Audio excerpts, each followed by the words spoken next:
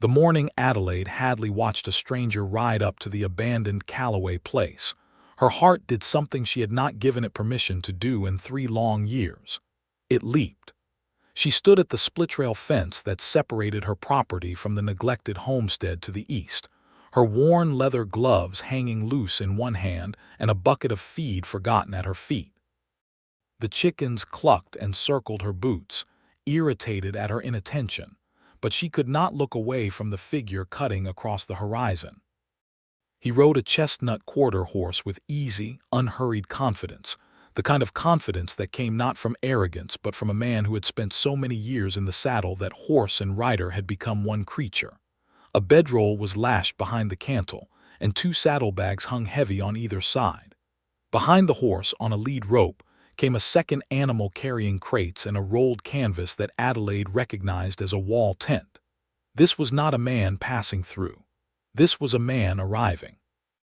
She told herself she was simply being a conscientious neighbor, the way any sensible woman living alone on the plains of the Kansas Territory would be in the spring of 1878. She told herself her interest was purely practical, because whoever moved onto the Callaway land would share her eastern fence line for however long they stayed, and she had a right to know the character of the person on the other side of that fence. She told herself all of these things very firmly while she climbed through the fence rails and walked toward the old property line with absolutely no hesitation whatsoever. The stranger had not seen her yet. He had dismounted near the collapsed remains of the Callaway barn and was standing with his hands on his hips, head tilted back, studying the wreckage with the patient eyes of a man calculating rather than despairing. The barn had lost its roof in the blizzard of 2 winters past, and the main house, a solid if modest 2-room structure, had suffered a caved-in porch and broken shutters. But the walls were sound and the chimney still stood, and Adelaide knew from years of looking at it that the bones of the place were good. She stopped about 20 feet from him. "That barn is a total loss," she said. He turned and she saw his face for the first time. He was perhaps 30, maybe a year or two more, with dark hair pushed back from his forehead by a hat that had seen considerable weather. His jaw was strong and square, roughened with several days of beard, and his eyes, catching the morning light, were a particular shade of brown that Adelaide's mother would have called warm amber. He was not the handsomest man she had ever seen, but he had the kind of face that you wanted to look at for a long time, the kind that changed and deepened the longer you studied it. There was something steady in his expression, something quietly direct. "I figured," he said, and his voice was low and unhurried with a slight Texas drawl softening the vowels. "But the stone foundation is solid. I can build on what's there. You're buying this place. Already did. Signed the deed with a Mr. Elias Crane in Dodge City 3 days ago." Adelaide knew Elias Crane. He was the land agent for this part of Ford County, a fussy, precise little man who ran his office with the efficiency of a clockmaker. If the deed was signed with Crane, it was legitimate. She felt something settle in her chest, and it took her a moment to recognize that feeling as relief, which made absolutely no sense because she did not know this man from Adam. "Adelaide Hadley," she said, extending her hand the way she had learned to extend it, firmly and without apology, because a woman running a homestead alone in Kansas did not have the luxury of being delicate about such things. He crossed the distance between them in 3 long strides and took her hand. His grip was warm and calloused, and he shook it the way he would shake any person's hand, with genuine respect, and without any of the awkward condescension she sometimes encountered from men who did not quite know how to treat a woman who was clearly competent. "Ira Hawkins," he said. "I'm pleased to meet you, Mrs. Hadley." "Miss," she said, and then felt her cheeks warm slightly, because correcting that particular assumption always felt like announcing something personal. "My husband passed 3 years ago." His expression shifted, not to pity, which she could not stand, but to something quieter and more respectful. "I'm sorry," he said, and she believed he meant it. "This is hard country." "It is," she agreed, "but it's good country, too, if you're willing to work it." He looked out over his property and then beyond it toward her neatly maintained fields where the winter wheat was just beginning to push green shoots through the dark earth. "You're farming," he said. "Wheat. And a kitchen garden." "I run 20 head of cattle, mostly longhorns and some hogs. I manage." The last two words came out a little more firmly than she intended, the practiced firmness of a woman who had spent 3 years answering that particular question in other people's eyes, even when they had the courtesy not to ask it aloud. He looked back at her, and the corner of his mouth lifted just slightly, into something that was not quite a smile yet but was clearly the beginning of one. "I don't doubt it." She retrieved her forgotten bucket and her gloves, and she fed her chickens, and she did not look back across the fence line more than 4 times. The next morning, before the sun had fully cleared the flat eastern horizon, she heard the sound of an axe. It was a sound that the Calloway place had not produced in 2 years, not since old Silas Calloway had died of a winter fever, and his children, already established in Missouri, had declined to come out and work the land. The rhythmic crack of iron against wood rang out across the still morning air with a persistence that told Adelaide the man swinging the axe was not merely working, he was committed. She stood in her doorway with her first cup of coffee and listened, and the sound settled over the morning like something she had not known was missing until it returned. She did not go over that day. She had her own work, and besides, a woman could not go trotting over to a single man's property at first light without the whole county reading something into it. Not that there was much county out here to read anything, but old habits of propriety died hard even in the middle of the Kansas plains. She mended fences along her northern line instead, working her way along the posts and rails with methodical attention, and she did not think about the sound of the axe more than was strictly necessary. On the second day, he appeared at her fence line. She was in the garden, turning earth for the spring planting, when she heard his boots on the dry grass and looked up to find him standing at the split rails, hat in hand. He had been working hard. She could see that in the sweat-darkened collar of his shirt and the fresh cuts on his hands where the wood had bitten back, and he looked pleased with himself in the quiet way of a man who had done a good day's honest labor. "I wonder if I could trouble you for some direction," he said.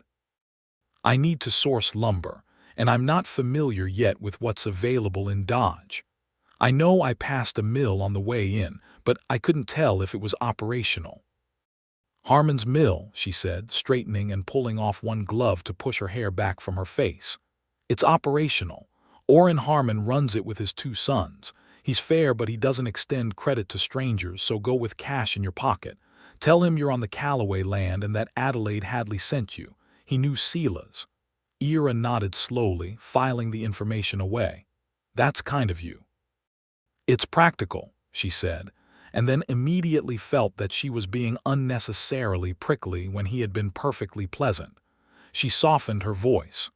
"You'll also want to talk to the feed store on 2nd Street before you worry about anything else. Your animals need to eat while you're building." "I've got enough grain for 2 weeks," he said. "I planned ahead." She looked at him for a moment. Most men who arrived on raw land came with big plans and thin preparation. She had seen it enough times. "Good," she said simply, and she meant it as something more than a single syllable. He turned to go, then paused. "What did you put in last year, on your south field?" She told him about the rotation, the winter wheat and the summer sorghum and the kitchen plot. And before she quite knew how it happened, they were standing on either side of her fence, talking for the better part of an hour about soil drainage and the prevailing wind direction, and which direction the storms tended to come from in July. He listened when she spoke with his full attention, not the polite half-listening of a man waiting for his turn to talk, and he asked questions that told her he was genuinely processing what she said and integrating it with his own experience. When he finally left, she realized she had been smiling without being aware of it. That evening she sat on her porch in the falling dusk and told herself with great firmness that she was simply being neighborly. The Kansas plains were lonely enough without being unfriendly to the people who settled nearby. It was nothing more than that. She almost believed it. The weeks that followed were full of noise and motion from the Calloway. From Ira's place, she corrected herself, though the habit of thinking of it as the Calloway place was a hard one to break. He rebuilt the barn first, as she had known he would, because a man with horses and cattle could not function without shelter for his animals.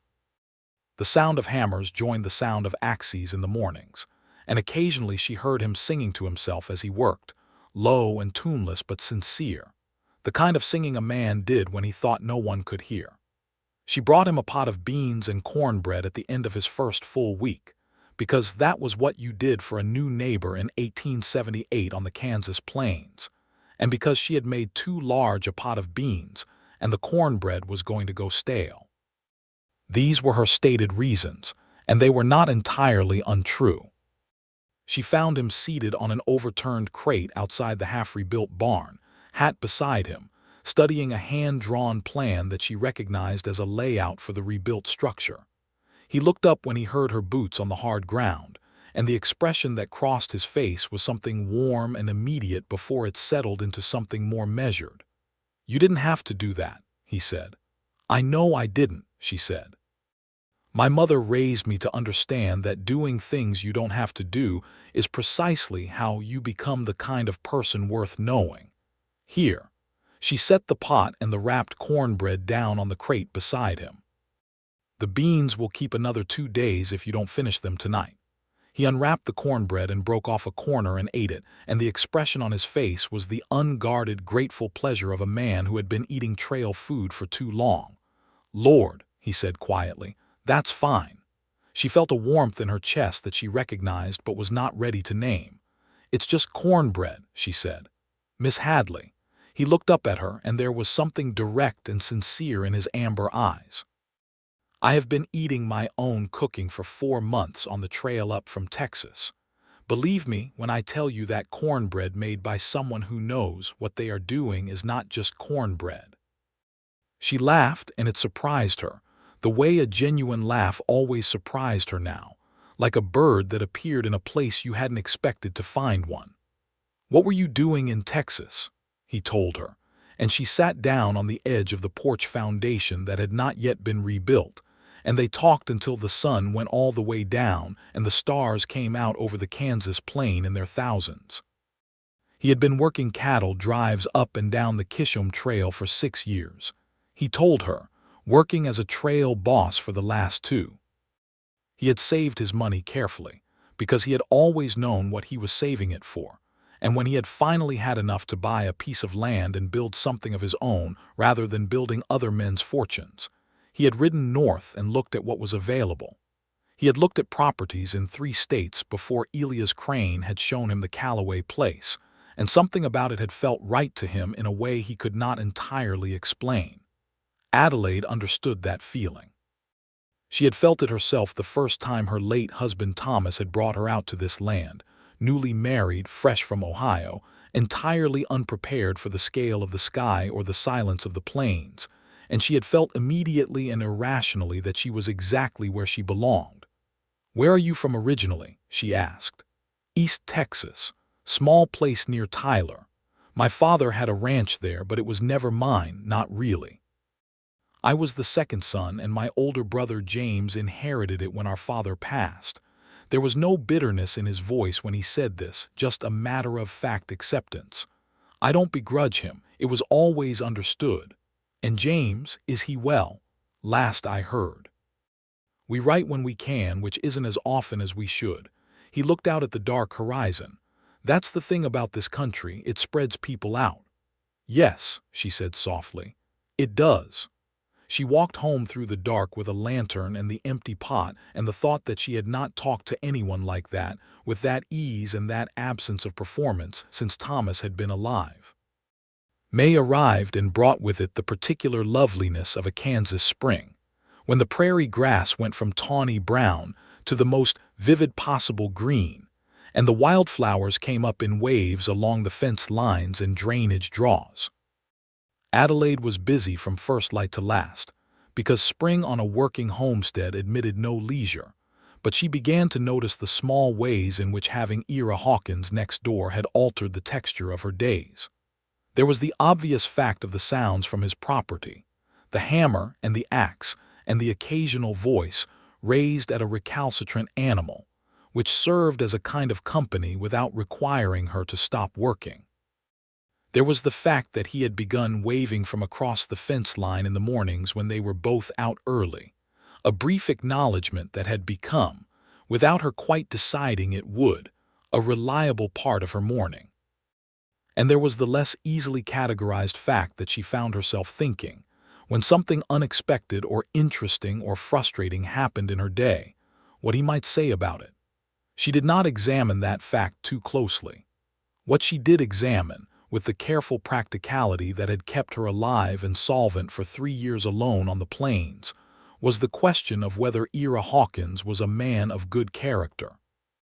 She was not looking for anything beyond good neighborly relations, she told herself, but even for that, character mattered. She watched him with her farmer's eye, the eye that was accustomed to reading weather and soil and animal behavior, and what she saw was this. He worked consistently and without complaint. He was fair to his animals. He kept his word. Twice she heard him mention in passing something he planned to do on a certain day, and twice he did exactly that thing on exactly that day.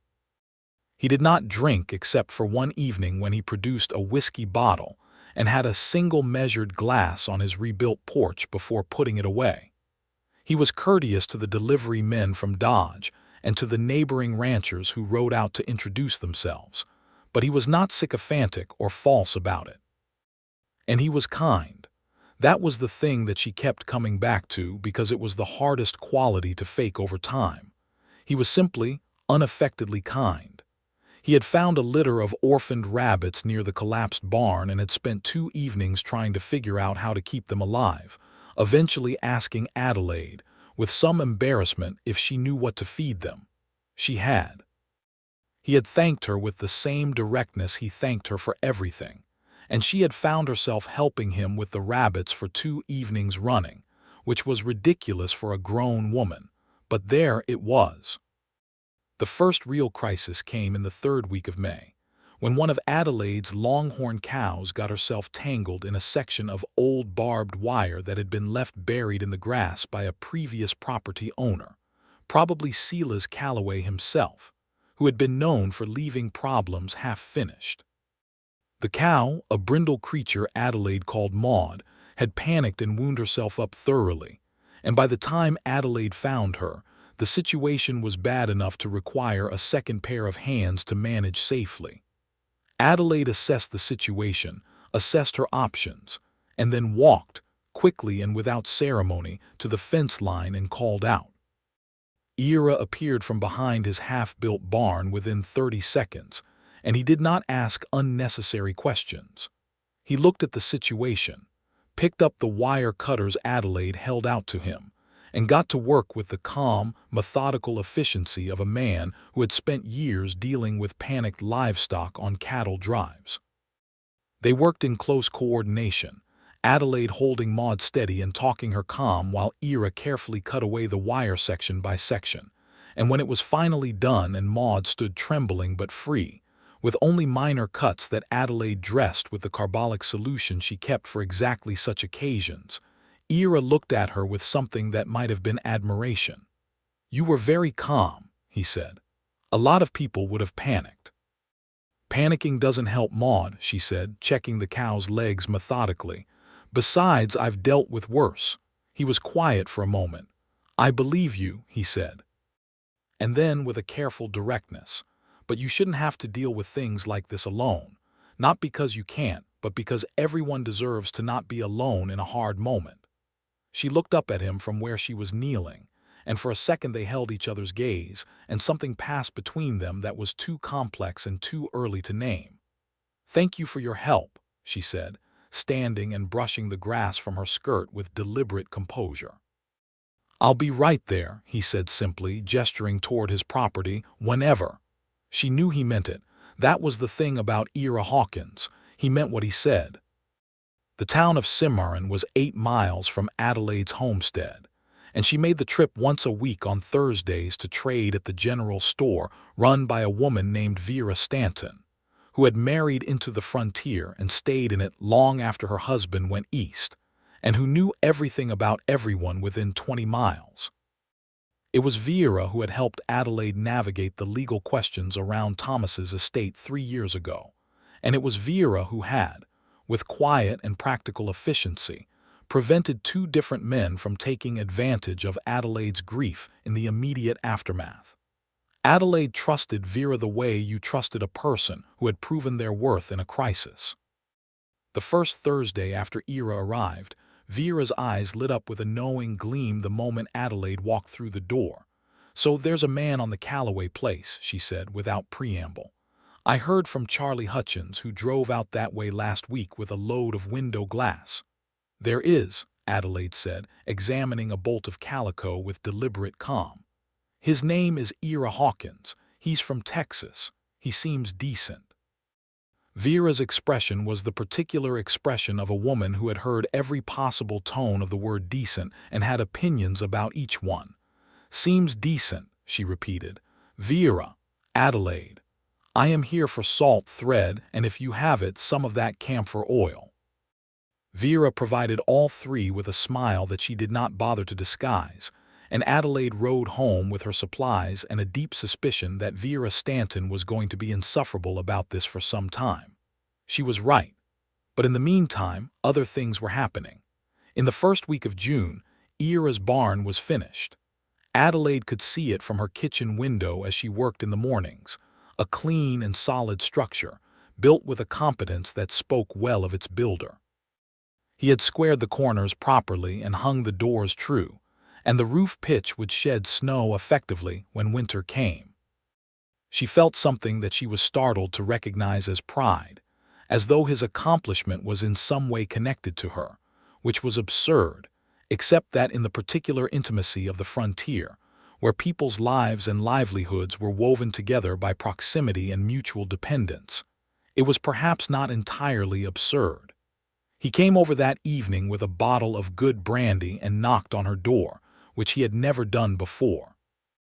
He had come to the fence line and she had come to his barn, but he had never knocked on her door, and something about the act of it made the moment feel different, more deliberate.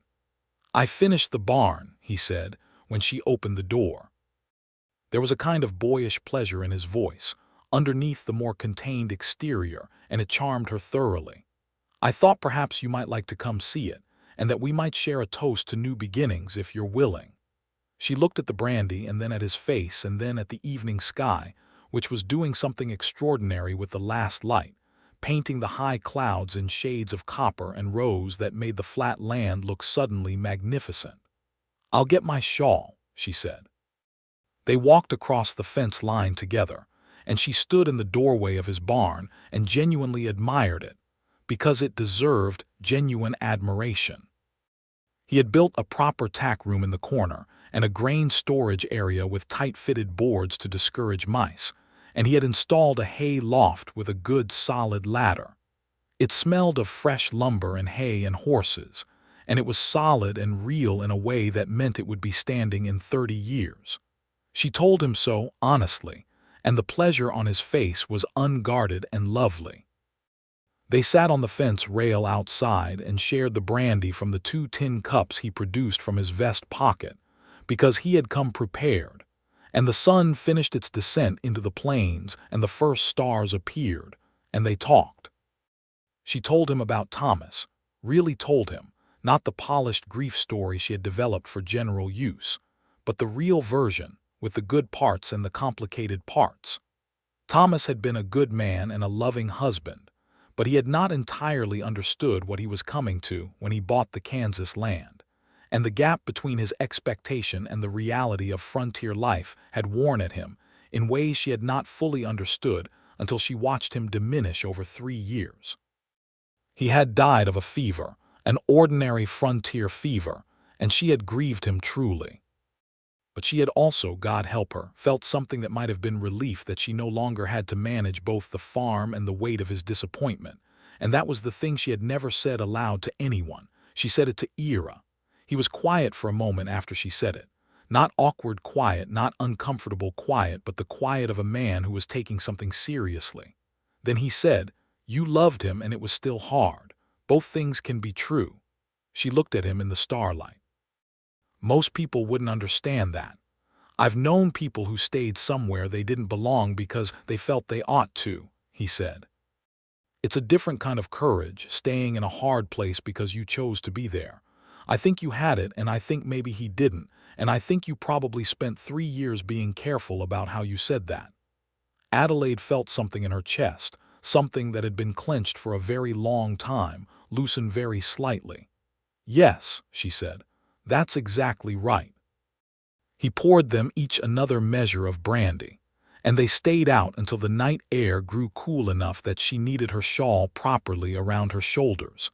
And when she walked home across the dark field, she felt lighter than she had in a very long time.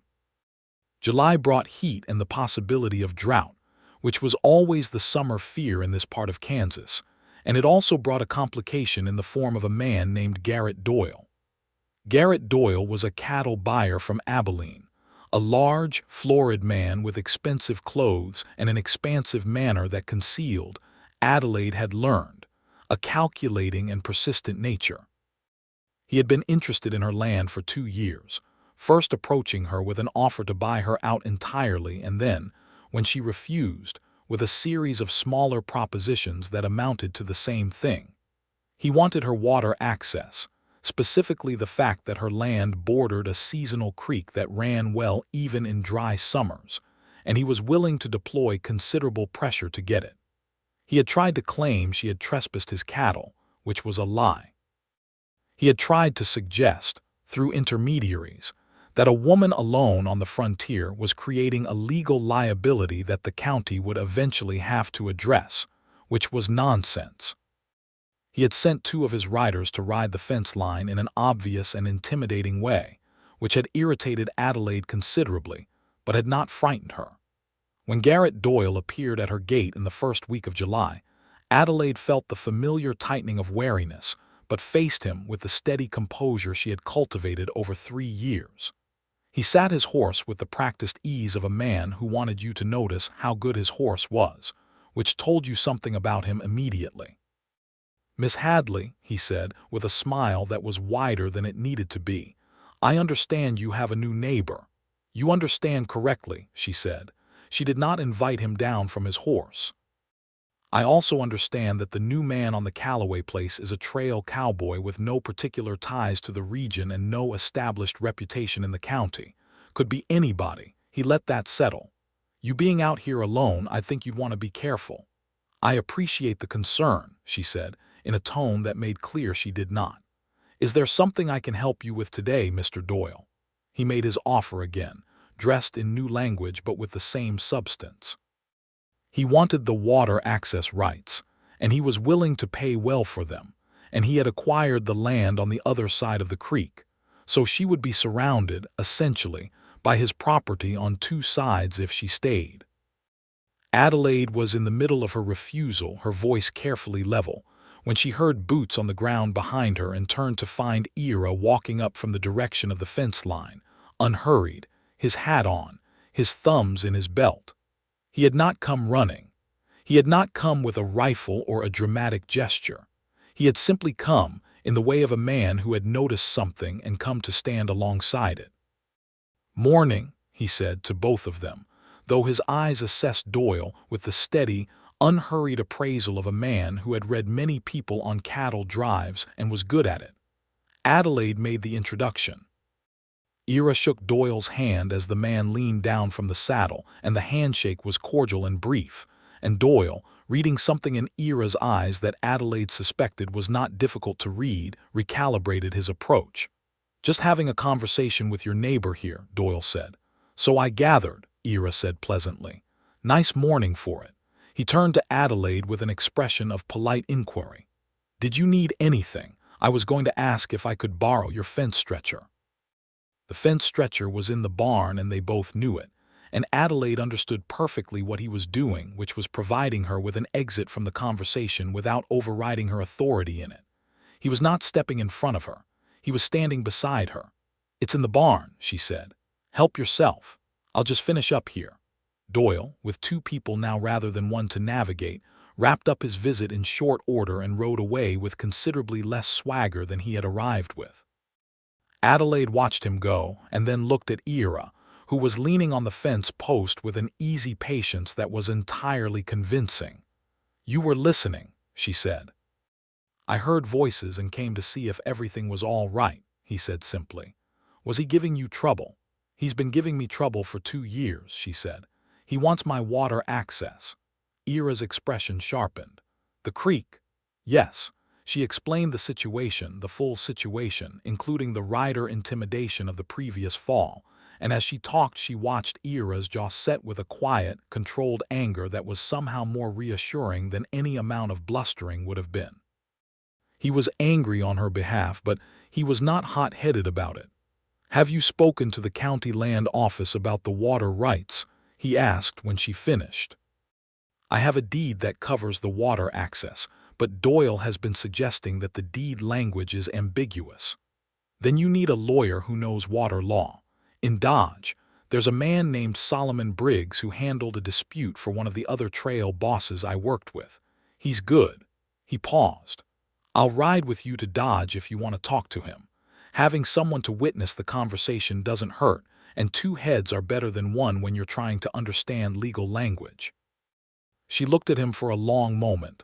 "Why are you doing this?" she asked, not accusingly but genuinely. He met her eyes with that direct amber gaze. "Because it's right," he said. "And because you're my neighbor and neighbors look out for each other. And because—" he paused and something shifted in his expression, something more personal and more careful. "I don't like seeing people take advantage of someone who's done nothing to deserve it." She held his gaze for a moment longer than was strictly necessary, and then she said, "I'll think about Briggs. Thank you, Ira." He nodded and went to get the fence stretcher, which he actually did borrow, and she stood in her yard and felt the particular warmth of being looked after by someone she had not asked for, and had not realized she had been, in some quiet and carefully unacknowledged way, wanting. They rode to Dodge City 3 days later, in Adelaide's wagon, which was sturdier than Ira's for carrying 2 people over the rough track. The drive was nearly 2 hours each way, and Adelaide had prepared herself for the possibility of an awkward silence, or the struggle for conversation that sometimes happened when 2 people who had mostly talked across a fence line were suddenly obliged to sit within 3 feet of each other for an extended period. There was no struggle. They talked without stopping, about the land and the weather and the political situation in the territory, and the question of whether Kansas was going to continue to thrive, or whether the cycles of drought and grasshopper plagues would eventually drive too many people out. He had opinions on all of it, informed ones, and he listened to hers with equal attention, and she found herself laughing more than once at something he said with a dry wit that appeared without warning, and then disappeared back into his general gravity as quickly as it had come. Solomon Briggs was a compact, sharp-eyed man of 50 who had been in Dodge long enough to have seen the town grow from a buffalo camp to a cattle town to something approaching a real municipality. He reviewed Adelaide's deed with the thoroughness of a man who loved legal documents, and at the end of 20 minutes he looked up and said, with considerable satisfaction, "Your deed language is perfectly clear, Miss Hadley. The water access is yours, and any reasonable court would read it that way. If Doyle pushes this, he loses." The relief was so immediate and so physical that Adelaide felt her shoulders drop. She had carried the tension of it for 2 years, and to have it resolved in 20 minutes by a man with round spectacles and ink-stained fingers felt almost too simple. Ira paid Briggs's fee before Adelaide could reach for her purse, and when she opened her mouth to object he said quietly, "Please let me. It's neighborly," and something in his tone made argument feel ungracious. On the drive home she thanked him. "Don't thank me," he said. "Briggs is the one who did the work." "You knew about Briggs." "You suggested it. You came with me." He was quiet for a moment, looking at the road ahead, and then he said, "It mattered to me, your situation coming out right." She looked at his profile in the afternoon light, the set of his jaw and the way his hands held the reins he was managing for her on the rougher section of road, and she felt something shift in her understanding of what this was, of what was happening between them, and she did not look away from it this time the way she had been doing. "Ira," she said. "Adelaide," he said at the same moment. They both stopped. "You first," she said. He kept his eyes on the road. "I came to Kansas looking for land," he said carefully, choosing each word. "I found a good piece of it. What I did not expect," another pause, "was to find the person next to it to be someone I think about considerably more than a man in my situation has much right to."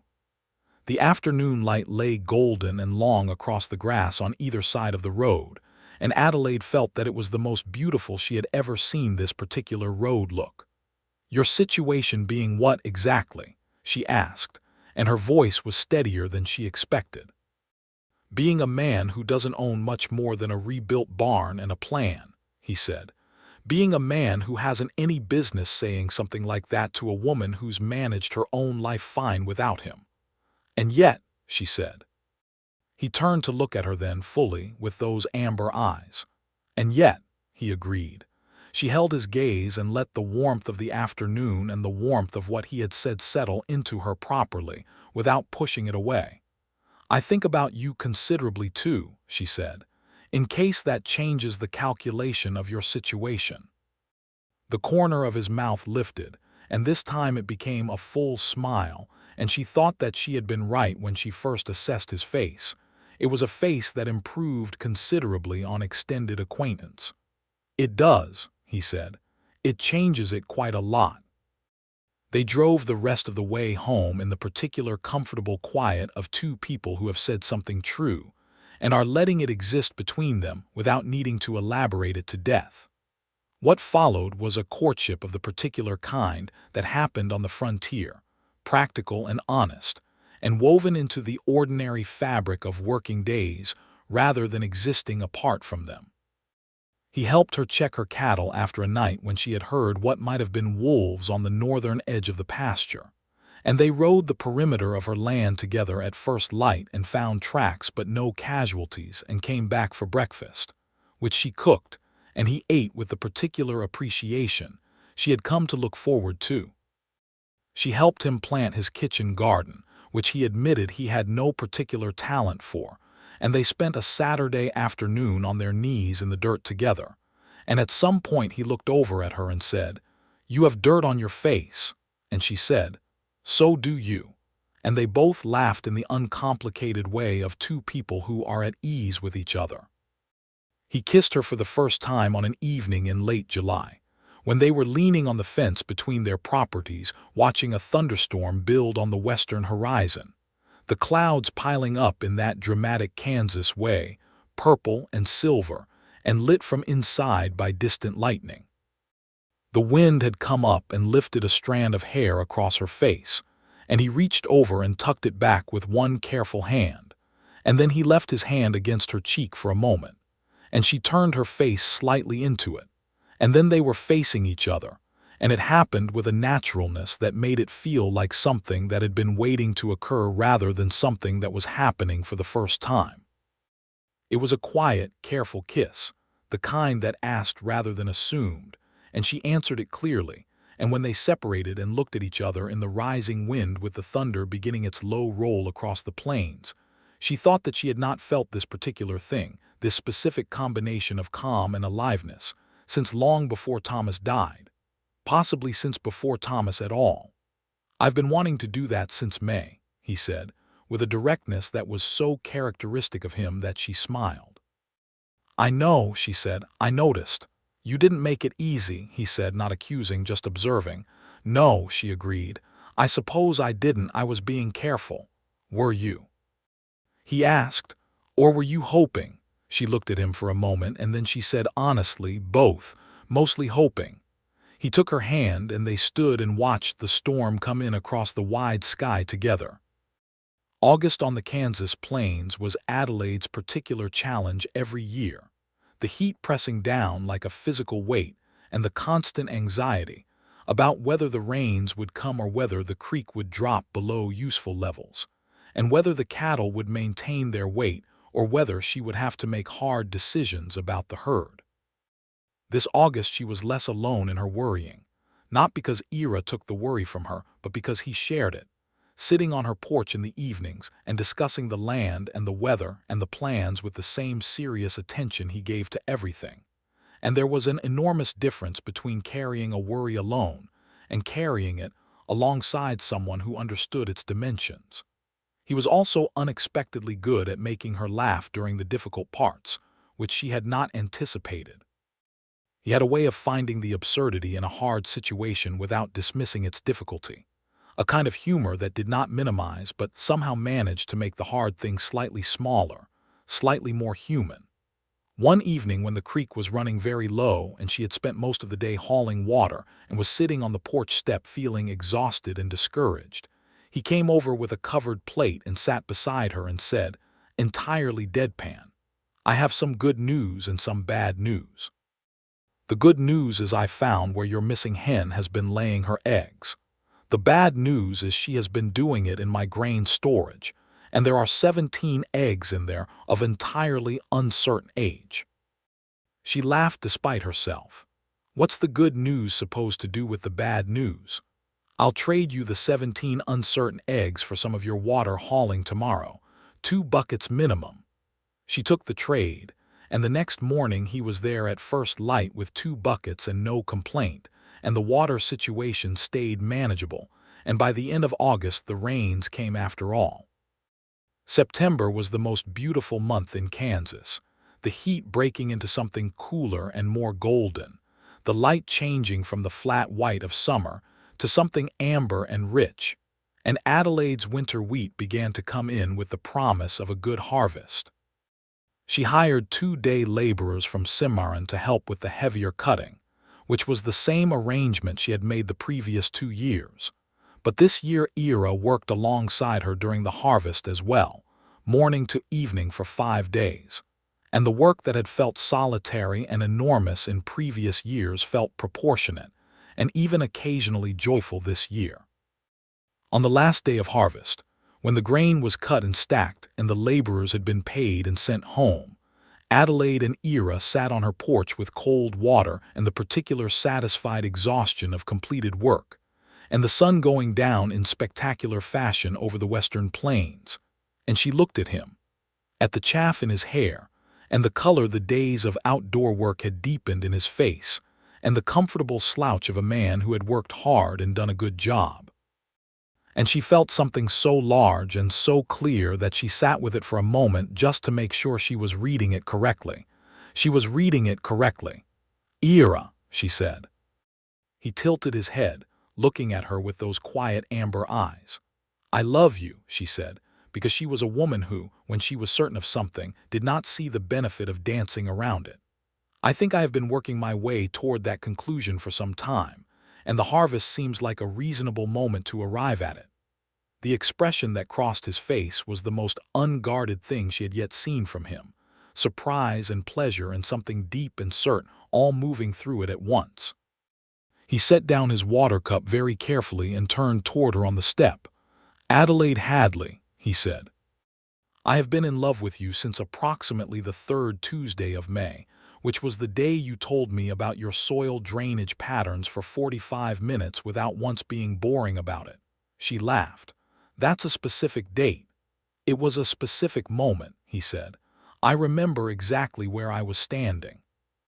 He took her face in his hands the way he had the first time he kissed her, with that quality of asking rather than assuming, and kissed her in the September evening with the harvest done around them and the stars beginning to appear over the Kansas plain, and she kissed him back with her whole heart. Garrett Doyle made one more attempt in October when he appeared at the gate with 2 of his riders, and a document that he claimed gave him a prior right to the water access, a document that Solomon Briggs, when Adelaide sent a letter describing it, characterized as almost certainly fabricated and certainly challengeable. But Doyle's timing was unfortunate, because Adelaide had by October the kind of situation that he had not counted on. She had a letter from Briggs in hand and a man standing beside her who had spent 6 years managing difficult people on cattle drives, and who looked at Garrett Doyle with the particular steady patience of someone who would not be moved and knew it and was content to wait for the other person to understand it. Doyle bluffed for 15 minutes and then ran out of bluff. He rode away, and Adelaide watched him go, and she said to Ira, "I don't think he'll be back." "No," Ira agreed. "Men like that require an easy target. We've made it clear you're not one." She took his hand, standing at her own gate in the October afternoon. "We," she repeated. "We," he said, and squeezed her hand once. The winter was hard, because winter on the Kansas plains in 1878 was always hard, and they spent it in the way of frontier people, close to their stoves and their animals and each other, with the necessary modification that Adelaide was in her house and Ira was in his.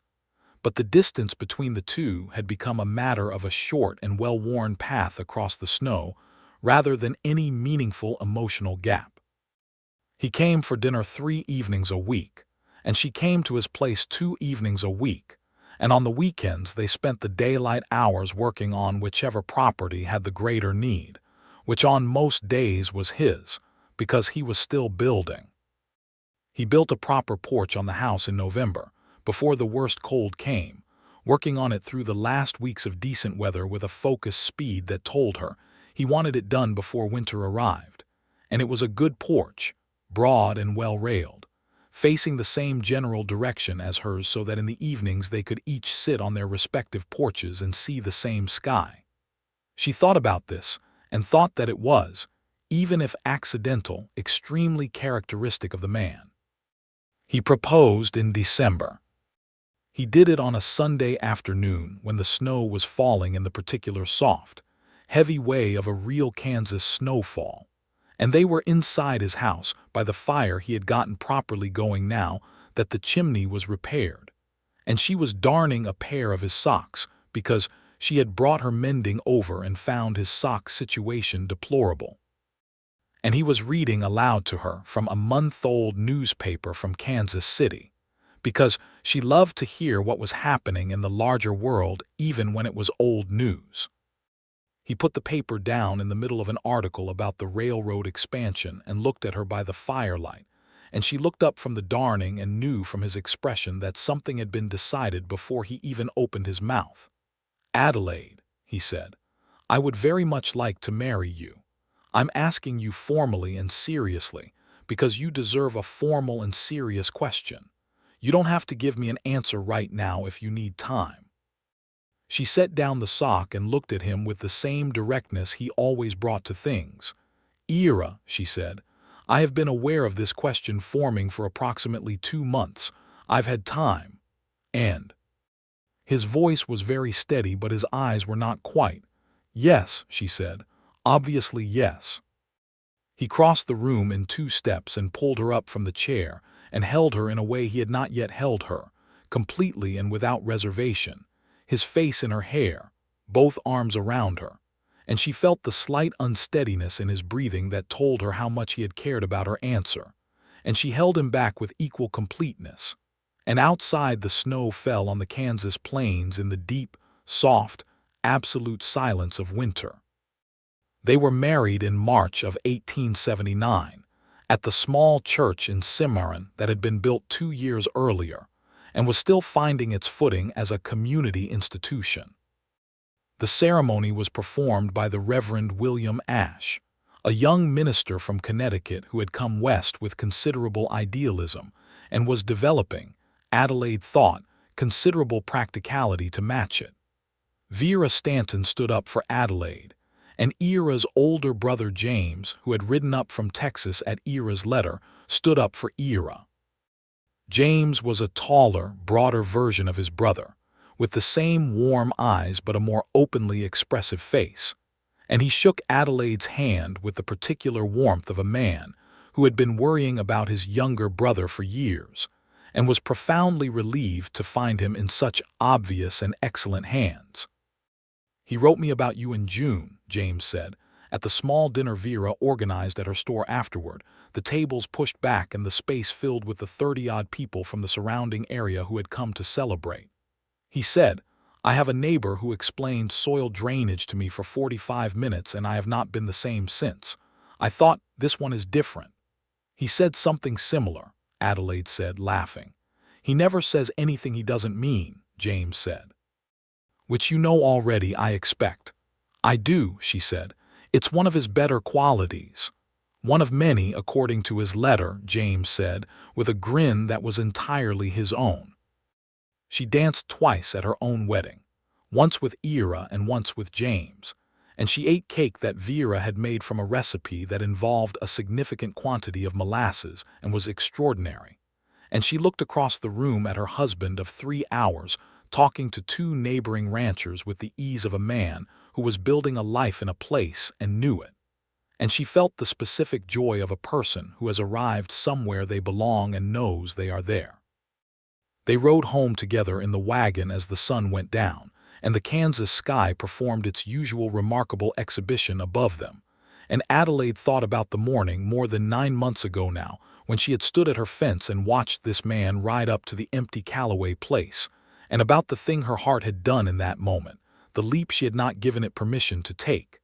She had not understood then what it knew. She understood it now. "What are you thinking?" Ira asked, watching her face in the fading light. "I'm thinking about the first morning I saw you," she said, "when you rode up to the homestead. You came across the fence line and told me my barn was a total loss," he said, smiling. "It was not the greeting I expected. I was being practical." "You were," he said. "I liked it immediately." "I know," she said. "I noticed that too." He shook his head, still smiling, and put his arm around her on the wagon seat, and she leaned into his shoulder, and they rode home through the last of the March light to the 2 properties that were, it was now entirely clear, one life. The spring of 1879 was the busiest and the happiest of Adelaide's life, and she had not previously thought of those 2 qualities as necessarily going together. They expanded the joint operation of the 2 homesteads with the methodical, collaborative approach that had come naturally to both of them, combining the herds under a single management structure and extending the fencing to properly enclose the combined grazing area. Ira finished the interior of his house properly, adding shelves and a proper pantry and a washstand, and Adelaide brought over a rag rug she had made the previous winter and hung her grandmother's sampler on the wall above the mantel.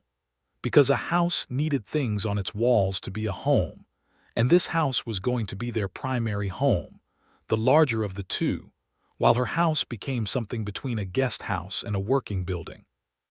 The place where she kept her sewing and her books, and the overflow from her kitchen garden.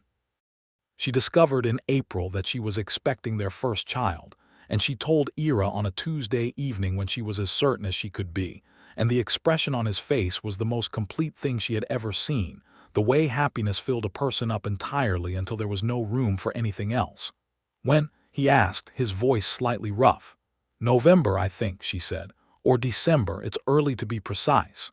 He sat down quite suddenly in the kitchen chair. "November," he said, processing it. "Or December," she said. "Are you all right?"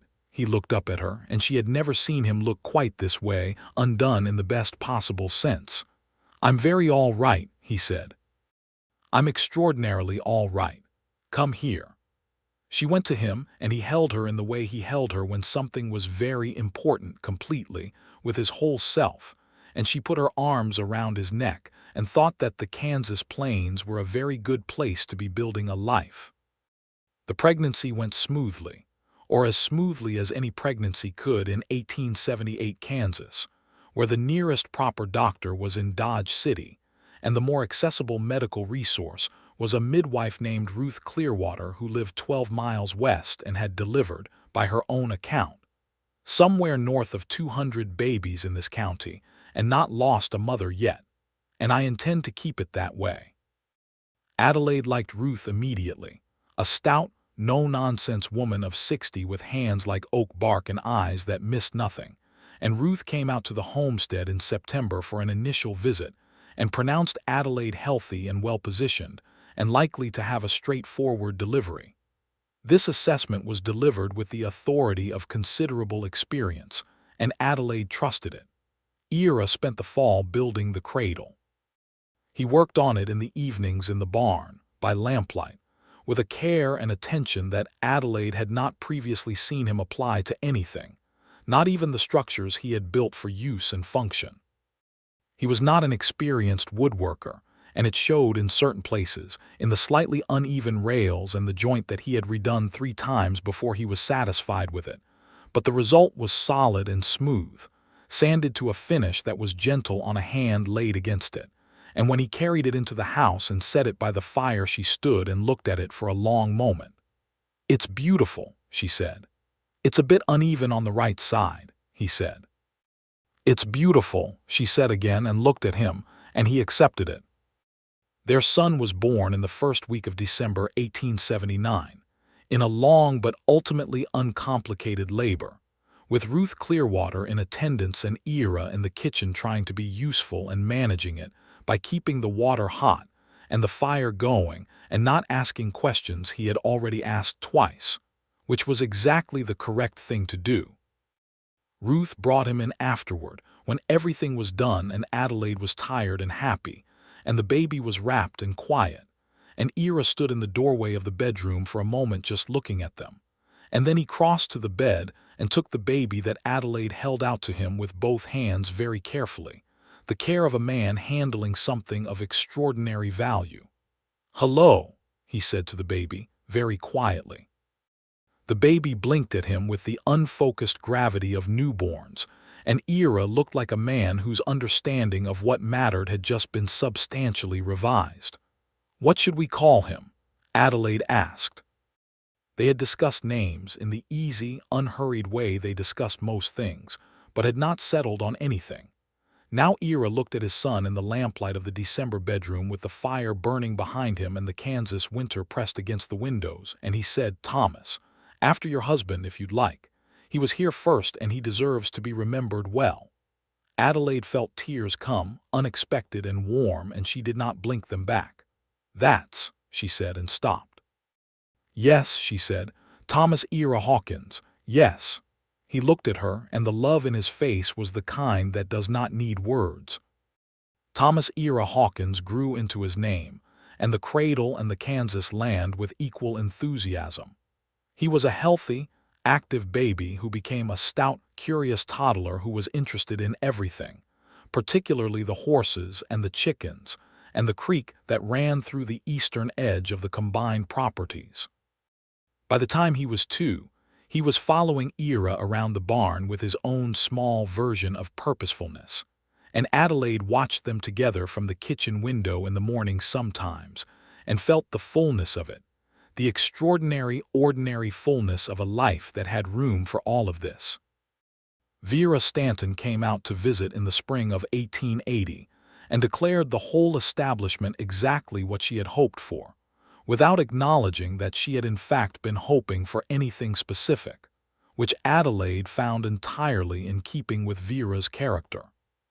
She stayed for dinner and declared Ira's biscuits, which he had learned to make over the winter, perfectly respectable for a man who started from nothing, and told Adelaide privately that she had done very well, which coming from Vera was an endorsement of the highest order. Garrett Doyle had not been heard from since the October confrontation, and in the spring of 1880 word reached them through the Cimarron Gossip Network, which was comprehensive if not always precise, that Doyle had overextended himself on cattle futures and had sold most of his Ford County holdings to cover his debts. The land that surrounded Adelaide's on the east was purchased by a Mennonite family named Schrag, who arrived in May with a wagon full of children, and an industriousness that made even Adelaide feel briefly energetic by comparison.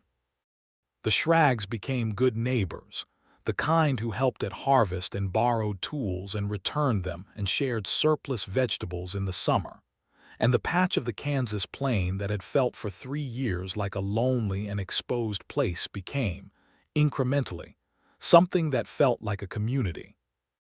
Ira rode into Dodge City in the fall of 1880 to register the expanded property deed properly, combining the two homesteads into a single legal holding under the name Hawkins, with Adelaide's original land grant incorporated and secured. He brought back the deed in its envelope and laid it on the kitchen table, and Adelaide opened it and read it carefully, the way she read everything, and then set it down and looked at him. "It's done," she said. "It's done," he agreed. "It's ours, properly and finally ours." She thought about the morning she had watched him ride up to the empty Calloway place, and about the leap her heart had taken before her head could stop it, and about the 3 years of careful, practical, sometimes lonely work that had come before that morning, and about everything that had come after. She thought about Thomas, her first husband, and about his disappointed dreams, and about the way grief could coexist with relief and how both things could be true. She thought about Ira's proposal by the fire in December with the snow falling outside, and about the baby's name, and about the cradle with the slightly uneven right side that still sat in the corner of the bedroom because she could not bring herself to put it away. "Ours," she said, tasting the word. It was a good word. It was the right word.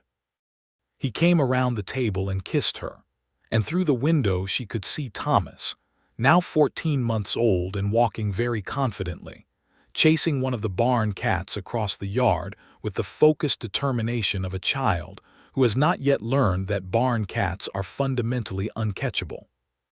The sun was on the grass, and the grain was in, and the cattle were fat, and the sky was doing the particular thing it did on clear October afternoons in Kansas, going on forever in every direction in a blue so deep it looked like a promise. She was 31 years old, and she had the thing she had not known she was hoping for, until it rode up one morning on a chestnut quarter horse and told her the barn was going to be fine.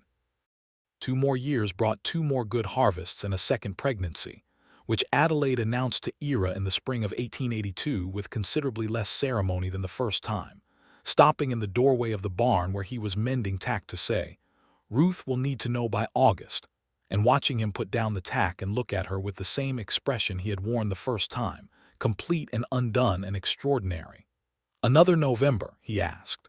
"More likely October this time, Ruth thinks." He stood up and crossed to her and kissed her forehead and her cheek and her temple in the way he did when something mattered very much and he wanted her to know it. And she put her hand on his chest and felt his heart beating and thought about the particular gift of knowing a person's heartbeat and trusting it.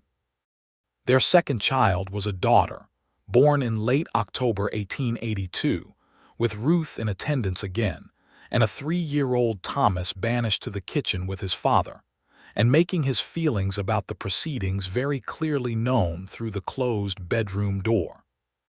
She was a vigorous, dark-haired baby who opened her eyes almost immediately and looked around the room with an alertness that Ruth said she had not seen in 30 years of deliveries. And Adelaide looked at her daughter and felt the same enormous, encompassing love she had felt for Thomas, but specific and particular to this exact person, this exact, small, determined face. They named her Margaret Jane Hawkins, Jane for Adelaide's mother and Margaret because it was a name that sounded like something that could carry weight and preferred it.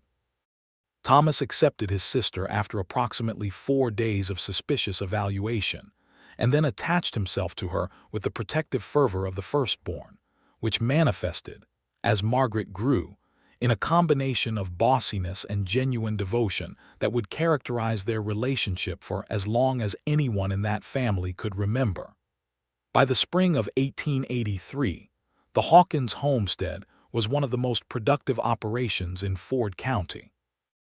Ira had expanded the herd methodically and had invested in a small number of purebred Hereford bulls, which improved the quality of the calves considerably, and Adelaide's grain operation, now running on both properties with proper equipment purchased in 2 stages as finances allowed, was reliable and efficient.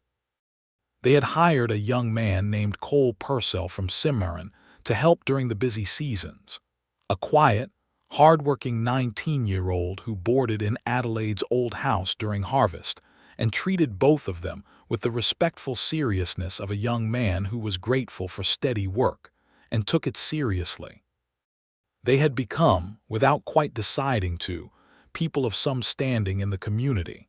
Not wealthy, not by any measure, but established and trusted, the kind of people that other people came to when something needed to be figured out. Ira served a term on the county agricultural board, and Adelaide sat on the committee that organized the Cimarron School's construction, which happened in 1882, and she taught reading to the Shrag children 2 afternoons a week in the years before the school was complete, because several of them were learning English alongside their native German and needed extra time with the written language. The matter of the injustice of those times was something Adelaide and Ira discussed more than once, on their porch in the evenings when the children were in bed, and the Kansas night was around them with its particular quality of openness. They had seen the way the land around them had been taken, decade by decade, from the people who had lived on it first, the Comanche and the Kiowa, whose territory this had been before the settlers came, and Adelaide, who had not grown up accepting the easy narratives she had been offered, held this knowledge with a discomfort that she did not try to resolve too quickly. Ira had grown up in Texas close enough to the border of the older world to have a similar discomfort, and he talked about it with the honest uncertainty of a man who could see the wrong clearly and was less certain about what right looked like from where he stood. "We can't give it back," he said once, "but we can try to live on it the way it deserves to be lived on, with respect for what's here, without waste, without greed." "Doyle's way versus ours," Adelaide said, "something like that." It was not a complete resolution of a very large injustice, and they both knew it, and they did not pretend otherwise. What they did was live the way they had said, with attention and care, and without the grasping quality that had characterized men like Garrett Doyle, and they taught their children to see the land as something to tend and be tended by rather than something to be consumed. In the fall of 1883, James Hawkins wrote from Texas to say that he was considering selling the family ranch, that the land around Tyler was changing in ways that made the cattle operation less viable, and that he was thinking about heading west. Ira read the letter at the kitchen table and then looked at Adelaide, who had read it over his shoulder, and she said, "There's good land available to the north of us," without hesitating. "You'd want him near?" Ira asked, not as a challenge but as a genuine question, because he always asked genuine questions. "He's your brother," she said. "He's Thomas's and Margaret's uncle, and he's a good man. Yes, I'd want him near." Ira wrote back with information about land availability in Ford County and the name of Elias Crane, still the land agent in Dodge after all these years. And James Hawkins arrived in the spring of 1884 and purchased 40 acres to the north of them, and began his own operation, which he ran with the same steady competence that apparently ran in the Hawkins blood. James was unmarried, and Adelaide suspected from the way he talked about it, somewhat wistful on the subject. He was 35 in 1884, a big, decent, quietly lonely man.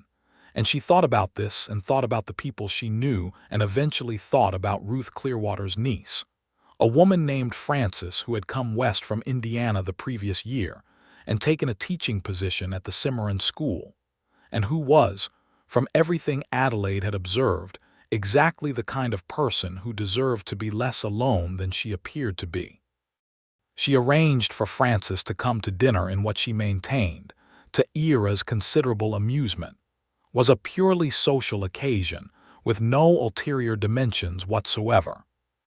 James and Frances sat across from each other at the Hawkins table and talked for 3 hours after dinner, and Adelaide caught Ira's eye over the children's heads and allowed herself a single, satisfied expression. "You are extraordinarily obvious," Ira told her later when the dishes were done and the children were asleep and James had ridden home in what was clearly an elevated state of mind. "I am strategically subtle," she corrected. "You are not remotely subtle." They talked for 3 hours. He conceded the point.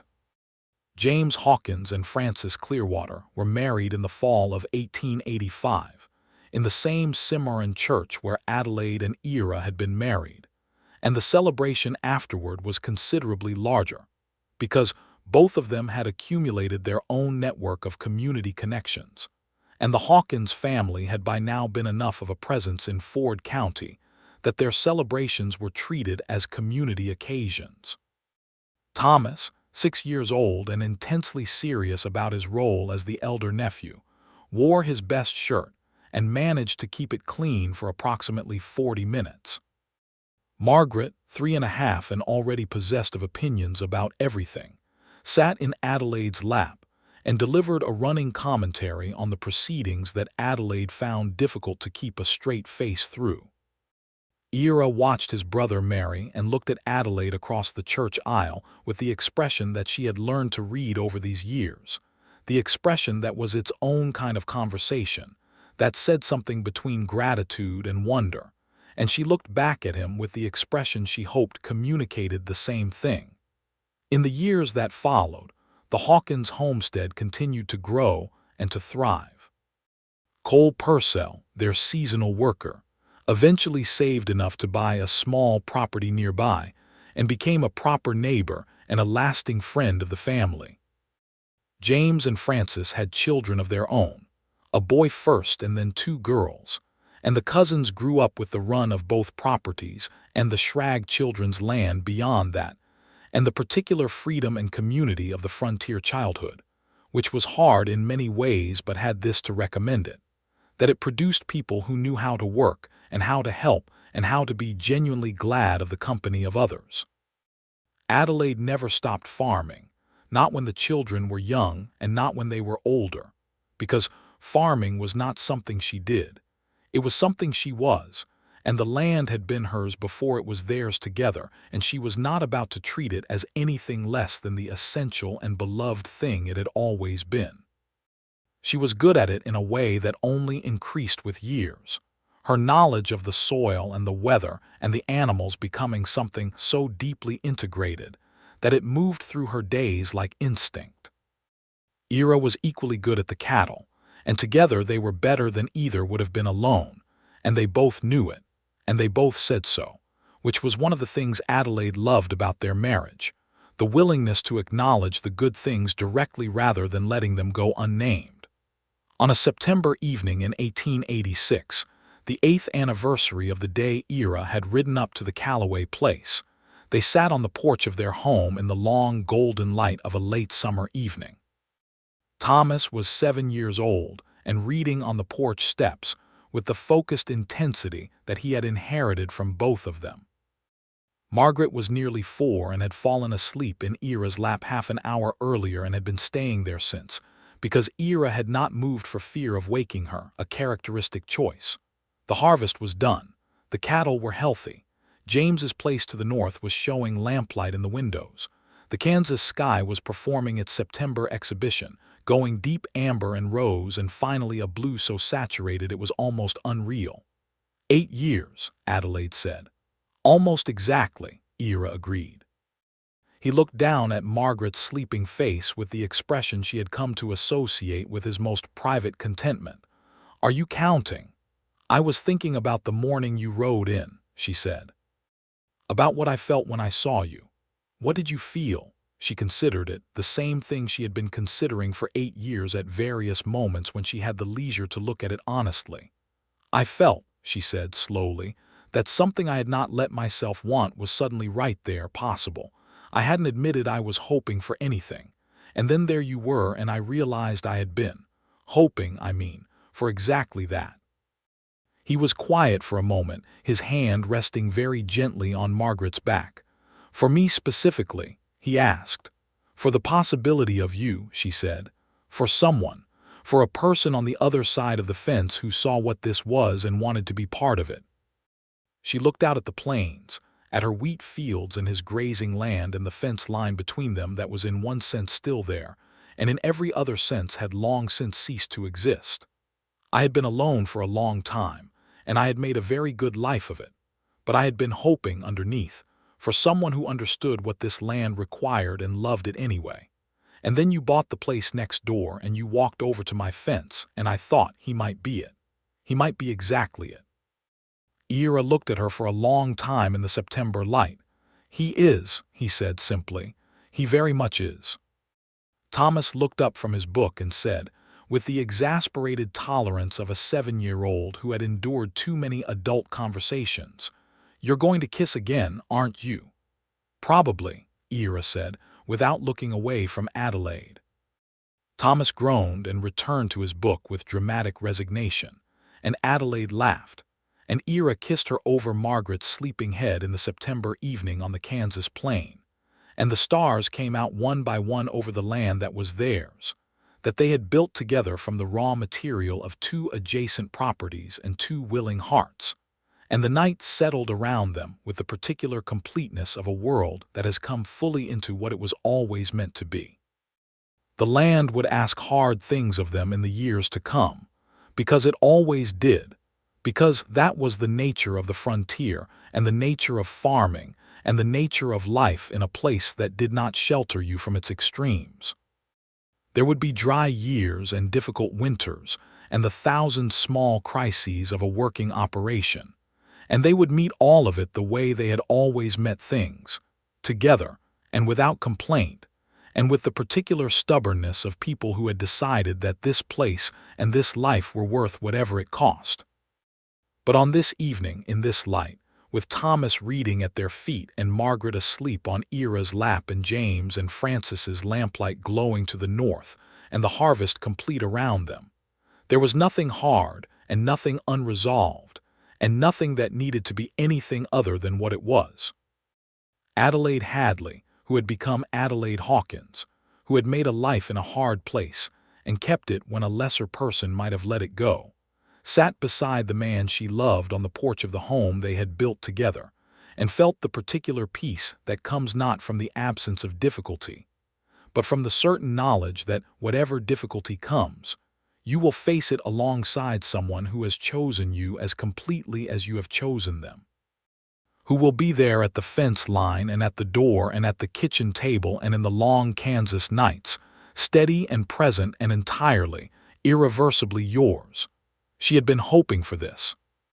She just had not known it until it rode up on a chestnut quarter horse on a September morning in 1878 and told her, with quiet and complete confidence, that the barn was going to be fine. It was. Everything was going to be fine. And it was.